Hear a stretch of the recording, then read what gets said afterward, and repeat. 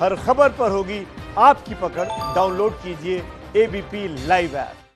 तो कोरोना के मामले आप देख रहे हैं किस तेजी के साथ पूरे देश में तमाम राज्यों में बढ़ रहे हैं। हमारे साथ छत्तीसगढ़ के स्वास्थ्य मंत्री टीएस सिंहदेव जुड़ रहे हैं। सर, मैं आपसे समझना चाहूंगी छत्तीसगढ़ में इस समय क्या स्थिति है? कोरोना के मामले वहां भी लगातार तेजी पकड़ रहे हैं।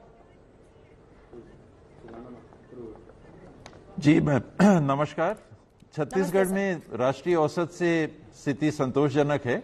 नमस्कार। लेकिन इसमें संतोष कभी भी करके रुकना नहीं है और सतत प्रयास यही है छत्तीसगढ़ में, छत्तीसगढ़ शासन का भी, मुख्यमंत्री जी के निर्देशन में और स्वास्थ्य विभाग का भी, कि पॉजिटिविटी दर जो हमारा है ये 5% और उसके नीचे आ जाए और मृत्यु दर जो हमारा है वो 1% से नीचे रहे। तो इन मापदंडों को लेके हम चल रहे हैं।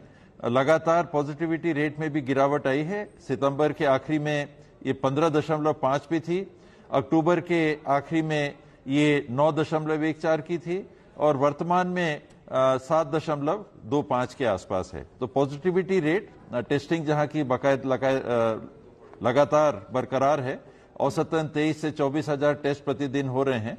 इनको बढ़ाते हुए पॉजिटिविटी रेट को नजर रख के हम लोग काम कर रहे हैं।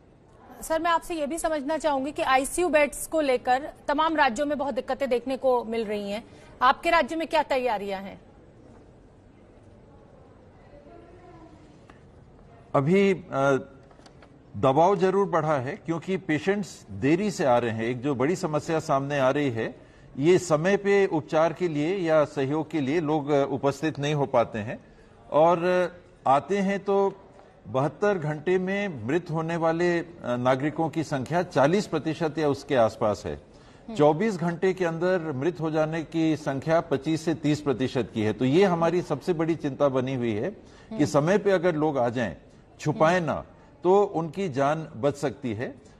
आईसीयू के बेड्स के लिए भी उसी कारण से दिक्कत आ रही है और पोस्ट कोविड केयर, ये एक और नया दबाव बन रहा है। और पोस्ट कोविड केयर में अगर हमको बिस्तरों की जरूरत पड़े तो नए पेशेंट्स के लिए भी और कोविड होके ठीक होने के बाद जो गंभीर रूप से फिर कहीं प्रभावित ना हो रहे हों, उनकी देखभाल के लिए फिलहाल ऐसी स्थिति नहीं आई है कि बिस्तरों की कमी हो रही।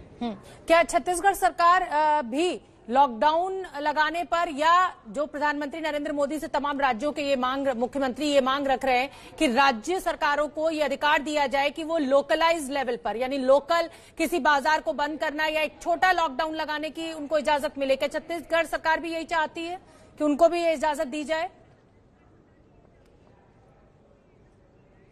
ये इजाजत पहले से ही है और माननीय मुख्यमंत्री जी भी लगातार इसकी निगरानी कर रहे हैं और वर्तमान में तो नाइट कर्फ्यू की भी स्थिति हम महसूस नहीं कर रहे। तो अभी तो नाइट कर्फ्यू भी लगाने की बात नहीं है।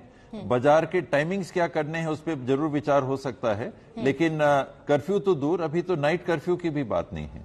ठीक है सर, मैं आपसे ये भी समझना चाहूंगी क्योंकि अब वैक्सीन की जो अवधि है, मतलब जिसको कहा जाए कि नजदीक है वो तारीख जब वैक्सीन आ सकती है, ऐसे में क्या तैयारियां हैं? क्योंकि एक पर्टिकुलर टेम्परेचर पर उस वैक्सीन को रखना होता है। छत्तीसगढ़ में क्या तैयारियां आप कर रहे हैं उसके लिए? गांव-गांव तक वैक्सीन पहुंचनी है। इसमें पहले तो जी 97.95% डाटा हमने केंद्र सरकार को उपलब्ध करा दिया है। साथ ही टीकाकरण के लिए 27,931 सत्र स्थल चिन्हांकित करके 8,192 वैक्सीनेटर ये चिन्हांकित हो चुके हैं।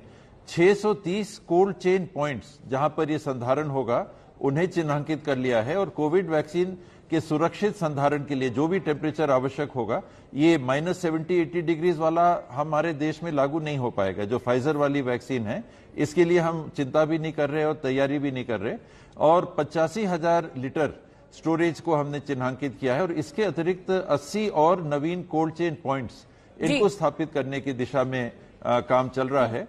टीकाकरण के जी सर, मैं क्षमा चाहती हूँ, आपको रोक रही हूँ, बस आप 10 सेकंड के लिए रुक जाइए। मैं एक बड़ी खबर अपने दर्शकों को बता दूं और बड़ी खबर यह है कि मुख्यमंत्रियों के साथ बैठक में प्रधानमंत्री मोदी ने कहा है कि हमें नहीं पता है कि वैक्सीन कब तक आएगी, वैक्सीन हमारे हाथ में नहीं है, लेकिन हमारे वैज्ञानिक लगातार काम कर रहे हैं। तो वैक्सीन को लेकर जो तमाम खबरें सामने आ रही हैं, चाहे फाइजर की हो, चाहे मॉडर्ना की हो, उसको लेकर प्रधानमंत्री नरेंद्र मोदी ने, चाहे ऑक्सफोर्ड की, उसको लेकर साफ किया है कि अभी वैक्सीन हमारे हाथ में नहीं है, वैज्ञानिक हमारे काम कर रहे हैं। जी सर, आप अपनी बात पूरी भी कर लीजिए और प्रधानमंत्री ने ये जो वैक्सीन को लेकर जो टिप्पणी की है उस पर भी मैं आपका रिएक्शन चाहूंगी।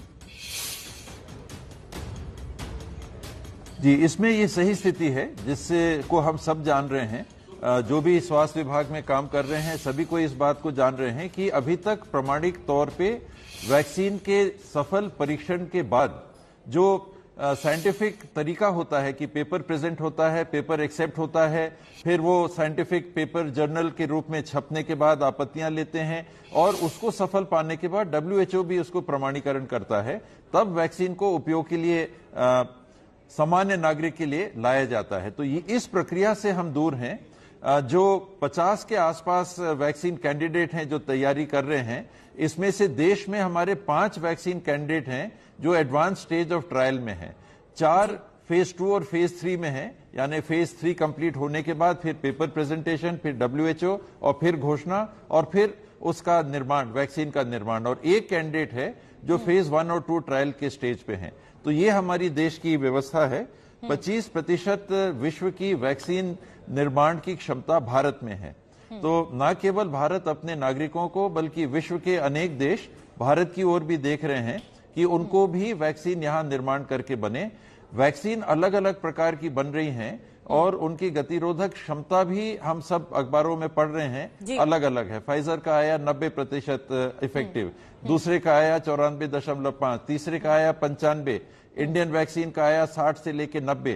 तो ये सारी बातों को ध्यान में रख के अंततः ये नहीं कि जो पहले वैक्सीन आ गई उसी को लगा दो जी, स्लो एंड स्टेडी देख के हमको आगे चलना चाहिए कि दाम कैसा है, कॉस्टिंग कैसी है, इफेक्टिवनेस कैसा है, लगाने में कितनी आसानी आएगी, सिंगल शॉट वैक्सीन है या डबल कवरेज वैक्सीन है या 3 वैक्सीन के शॉट्स लेने पड़ेंगे।